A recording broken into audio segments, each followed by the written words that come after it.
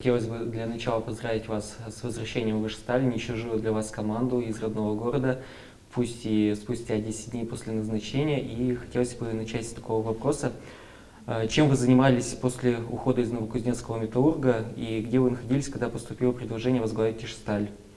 Какие эмоции у вас были именно от этого предложения и какие чувства испытали, возглавив команду из Ижевска? Спасибо за поздравления. Занимался я, так скажем, бытовыми проблемами своими. Дача, дом, потому что, живя очень долго вдалеке от дома, соответственно, что-то ломать, что-то надо чинить.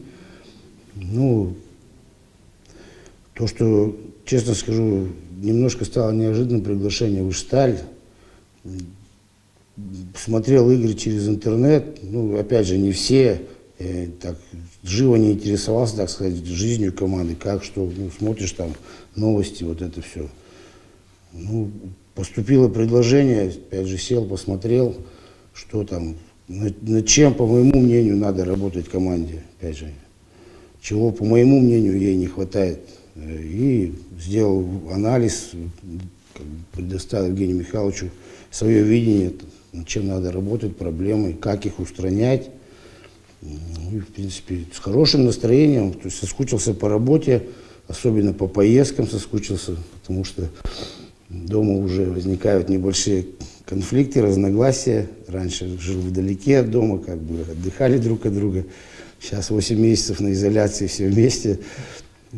Такие бытовые конфликты небольшие, так скажем. А так, я люблю, когда есть работа, когда ее много. Понятно, что работы сейчас очень много с командой и со всеми, то, что творится вокруг команды. Поэтому, как говорится, приходим, дети спят, уходим, дети еще спят, жены то же самое. Вот так, настроение хорошее, рабочее. Мы знаем, куда двигаться, в каком направлении, и я думаю, что это все равно принесет нам результат. Над предложением Ижстали сильно сомневались, долго или его обдумывали? С одной стороны, не чужая для вас команда, а с другой коллектив, занимающий последнее место в регулярке ВХЛ. И были ли у вас другие варианты для продолжения карьеры, например, из КХЛ? Да нет, из КХЛ вы как-то рановато меня туда отправляете, в КХЛ. Да, не скажу, что были сомнения. Думал, в принципе, не очень долго. Именно думы-то были все о том, что нужно сделать. И смогу ли я это сделать. И по большому счету, первые несколько дней я увидел именно понимание у ребят, то есть, что мы движемся, в принципе, в одном направлении. Мне очень нравится, что ребята начали, во-первых, они общаться между собой, начали с тренерским штабом. Я еще раз говорю, я не знаю, как было до этого, и не хочу никого осуждать, я никогда не осуждаю работу своих коллег. И то, что я видел, то, что мы там очень много времени проводим с видео, очень много времени объясняем, там, на планшетах они подходят, спрашивают, интересуются, не боятся, самое главное, что их там тренер отошьет куда-то и пошлет, как говорится, подальше. Приходят, спрашивают, как надо здесь, как здесь. Немножко в голове еще сидит какие-то моменты, которые мы хотим исправить. Опять же, вот это, я считаю, сейчас основная причина того, что пропускаем голы из индивидуальных ошибок. Вовремя не успеваем перестроиться с прошлого на настоящее, то, что сейчас мы предлагаем. Я думаю, они все адекватные люди и наоборот стараются, подходят. То есть я понимаю, что нужно немножко еще больше общения, но в силу, еще раз говорю, обстоятельств мы не можем их держать тут целый день во дворце. Они должны правильно подготовиться, правильно отдыхать. У них есть семьи, у них есть своя личная жизнь, поэтому тоже надо все учитывать. Сколько времени у нас есть, мы стараемся все время быть с ребятами. Не только на ледовом поле, в тренажерном зале, в зале видеопросмотра, но и в быту. Стараемся немножко разгрузить их. Понятно, что команда немножко зажата, все хотят выигрывать, все хотят результат. Еще раз говорю, если мы поскачем сейчас семимильными шагами, это ничего не приведет. Пока мы все не разжуем, в рот не положим, они это не усвоят все через голову, тогда уже будет результат. Вы упомянули семью. Как ваши родные и близкие отреагировали на то, что вы возвращаетесь в Ижсталь? Хорошо отреагировали, что говорит, папа сейчас на работе будет, никто ворчать никто не будет, что посуда не мыта. Положительно. Ну, тяжело сидеть без работы, это любому человеку тяжело. И я не люблю сидеть просто без дела. Было лето, я постоянно дома поживу день, все, еду на дачу, там, что-то там нахожу себе работу. Дома такого не бывает, ну, что всегда искать.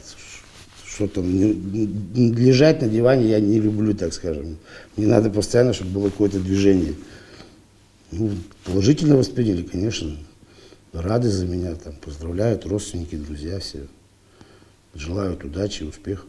Хоккейному тренеру без работы тяжелее, чем обычному человеку? Ну, и как бы не очень легко найти хоккейному тренеру работу, потому что, сами знаете, там многие ребята заканчивают хоккей играть.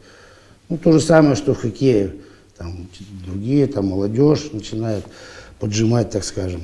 Штат с каждым годом тренерский увеличивается. И, соответственно, конкуренция тоже увеличивается. Ну, и работу тяжело найти, да.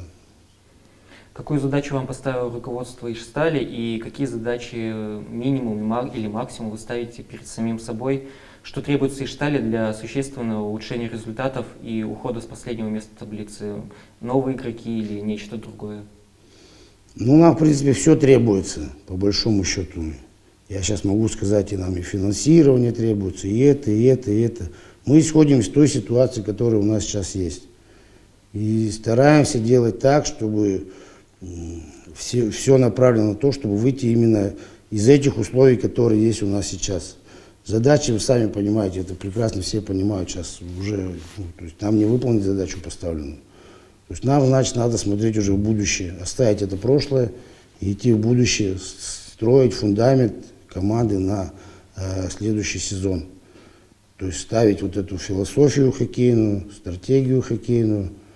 Там, кто останется в команде, одно дело, кто не останется, другое. Но это все равно будет заложено, все равно костяк команды сохранится. И будут уже, я думаю, точно подбираться игроки именно под эту систему, под эту философию. Невыполненную задачу на этот сезон вы имеете в виду выход в плей-офф? Ну да. При знакомстве с командой и первых тренировках под вашим руководством, как бы вы описали эмоционально и функциональное состояние своих подопечных? Какая атмосфера была в раздевалке? Сильно ли давило на ребят последнее место в регулярке? Ну, конечно, на ребят сильно давит последний. Ну, это на любого спортсмена. Отрицательные результаты давят на любого спортсмена. Ну, понятно, первые тренировки пришел как бы тренер другой, упражнения другие, где-то недопонимание есть. Ну, это такие нюансы рабочие, они, в принципе, потом это все нивелируется в тренировочном процессе. Но как бы стараемся их, во-первых, сильно не загружать в плане психологическом именно.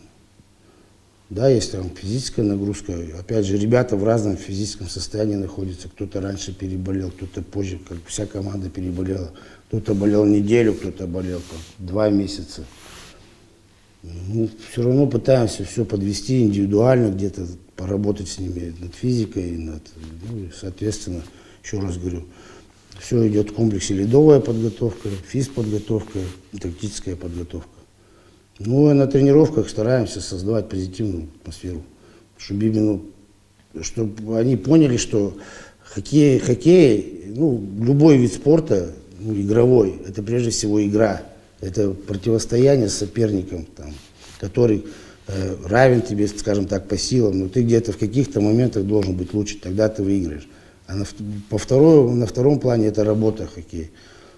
Некоторых пока наоборот, он старается показать, что как он хорошо работает, но не получается, соответственно, игра уже. Мысль пропадает. То есть человек забывает, что ему говорили на установке, начинает показывать себя: вот я сейчас тренеру покажу, как я работаю, как хорошо бегаю, как хорошо играю в тело. Поэтому из-за этого рушатся вот эти построения тактические все. И, соответственно, рисунок команды пока он выстраивается по небольшим наброскам, но все равно уже что-то видно, то, что мы им предлагаем, они делают. Но опять же, я сегодня говорил на встрече, мастерства где-то не хватает именно в деталях. Какие компоненты игры вы начали улучшать в первую очередь на тренировках и что совершенствуете на занятиях сейчас?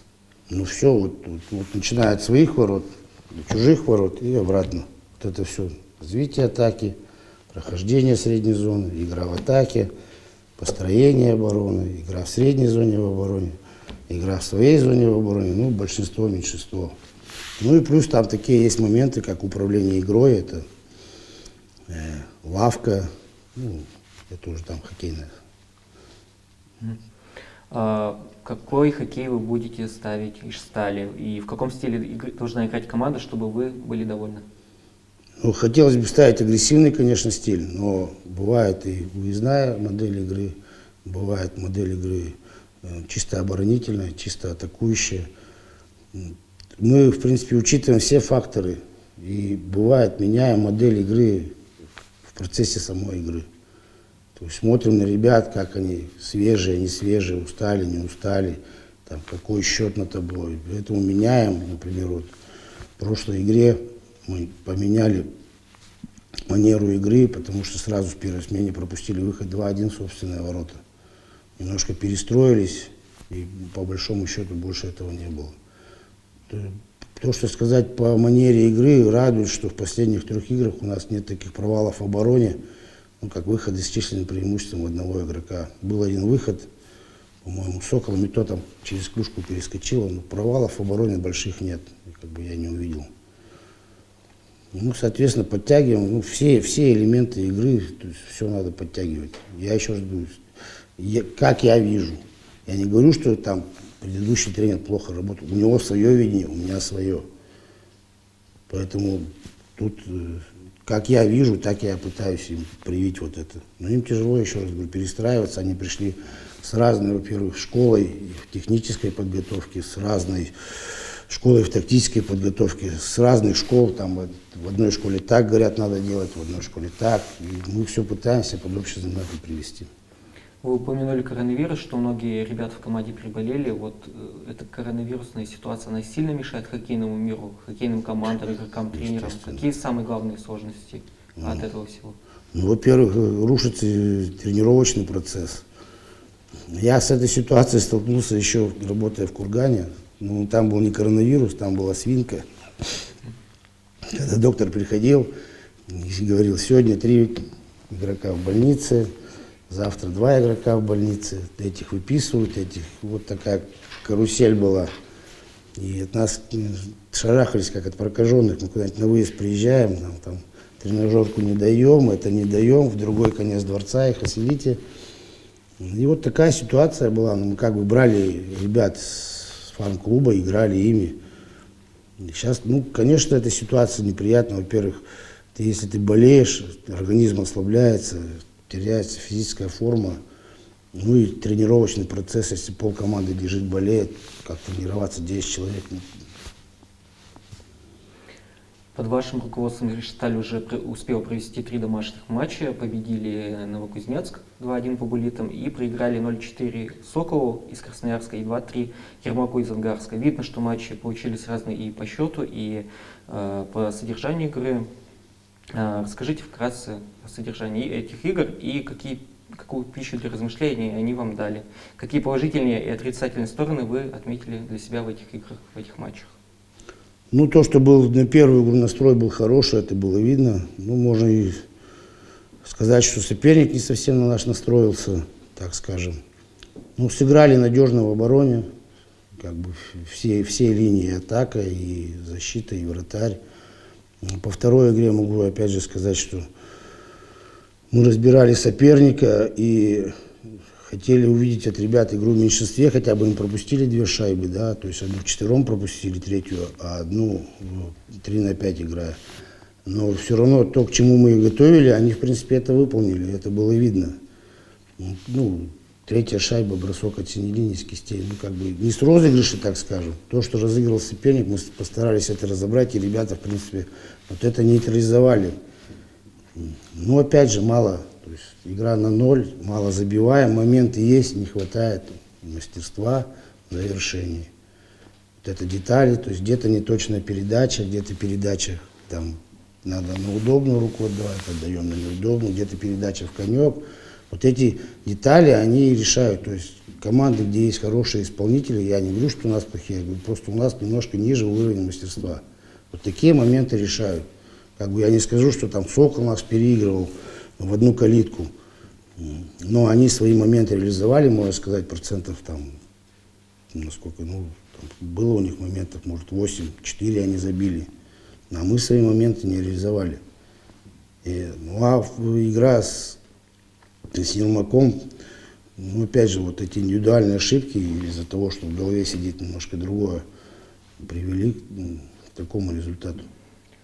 То есть это все-таки психология, потеря концентрации, не усталость, не что-то? Да, я не скажу, что это потеря концентрации. Просто, ну как, знаете, если игрок, например, любой человек что-то делает на автомате, ну, даже сел ты на машину, да, были у меня такие моменты, я на механике всю жизнь ездил, грубо говоря, сел на автомат, все равно нога инстинктивно ищет сцепление левое.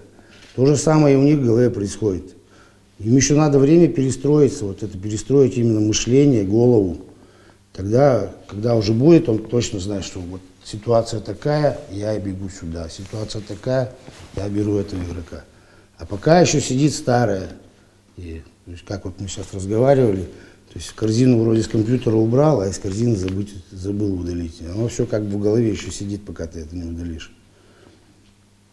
Так совпало, что первый после вашего возвращения на тренерский мостик матч Ижсталь проводила впервые за долгое время присутствие зрителей на домашних трибунах и против вашей бывшей команды Новокузнецкого Металлурга. Сильно ли помогли победить в той игре вот эти два обстоятельства? То есть и болельщики, и знания кузни, и некоторых ее хоккеистов? Так нет, ну в Кузне, во-первых, новый тренер пришел, и, соответственно, ну, в принципе, мы все в тренерском штате, которые работают в высшей лиге, знаем, какую систему игры проповедует определенный наставник. То, что у меня какие-то были амбиции к команде «Металлург», я не скажу, что, ну, как бы, хотелось выиграть, хочется выиграть в любой игре, в любом моменте, там, добиться положительного результата. Но каких-то амбиций не было, потому что, ну, так сложилось, как сложилось, так сложилось. Это хоккейная жизнь, если тренер подписывает контракт, он может быть готов, что его уволят. Это истина уже хоккейная, тренерская. Ну, а то, что пришли болельщики, ну, опять же, их было немного, когда, понятно, стадион поддерживает, вот это очень важно, особенно для игроков, когда начинает стадион поддерживать команду, все равно команда это видит, команда это слышит, и команда начинает играть совершенно по-другому. Ну, зрителей мало, то есть такой поддержки нет пока, ну, ситуация во всем мире такая, что теперь сделать. И это, я считаю, придает все равно, говорят, родные стены помогают, в плане именно, опять же, психологии. То есть, когда болельщики правильно реагируют на тот же, например, хороший момент, то есть начинают там аплодировать, поддерживать, там свистят, это все придает ребятам сил. Может, вы слышали какие-нибудь их реакцию на вот этот момент, то, что матчи снова будут с болельщиками, то есть обращали ли внимание вот хоккеистов при подготовке к матчу? Да нет, с болельщиками, без болельщиков какая разница. Болельщиками лучше, конечно, играть. Я имею в виду, что не в ущерб болельщикам я это говорю, а то, что касается игрока, он должен на любую игру настраиваться, как на последний бой. Вы знаете, как правило, вот вы сейчас упомянули о команде, в которой я раньше работал, Металлург Новокузнецк. Есть у хоккеистов такое, что, например, из одной команды его убрали, он пришел в другую команду, и он начинает на свою бывшую команду настраиваться как-то по особенности. Извини меня, а почему ты на эту команду настраиваешься особенно, то есть ты заряжен, а на другую команду ты не заряжен? Тогда какой ты профессионал? Вот и все. Почему у тебя на эту команду особенный заряд, а там приехала другая команда, ты там вышел шалтай-болтай играть? Мы стараемся вот это донести до ребят, что каждая игра, каждый игровой эпизод, каждый игровой момент, он важен. Из маленьких побед ваших в каждом игровом моменте складывается победа команды. Альберт Леонидович, что бы вы хотели пожелать себе, Ижстали и ее болельщикам в новом 2021 году? Ну, болельщикам к здоровью, ребятам здоровья огромного. Что еще пожелать? Себе пожелать, ну, голос у меня не садился. Начинается Во время матча часто бывает. Ну, во время матча, да, мы постоянно на холоде работаем, связки не выдерживают, так скажем. Иногда приходится повышать голос. Ну, я думаю, что все медикаментозно мы себе поможем. Ну, себе что еще пожелать? Выполнить те задачи, которые я поставил перед собой. Я думаю, что ребята мне в этом помогут, команда наша. И болельщики, соответственно, поддержат нас. Ну и болельщикам крепкого здоровья, семейного благополучия, успехов. Хорошо встретить Новый год, чтобы старый год этот уже отмести. И Новый год с новыми целями, с новыми амбициями, с новыми задачами.